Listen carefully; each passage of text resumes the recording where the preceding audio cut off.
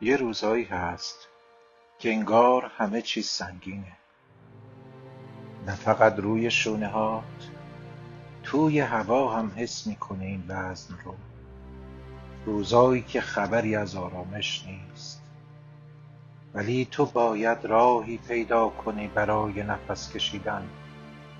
میدونی؟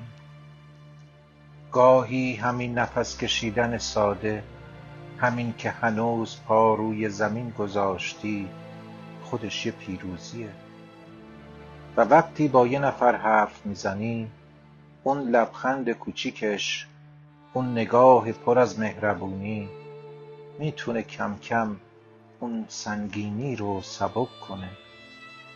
زندگی همین لحظه هاست، لحظه های کوچیک و ساده که نمیشنوی، ولی خودشون قوی ترین داستان ها رو میسازن.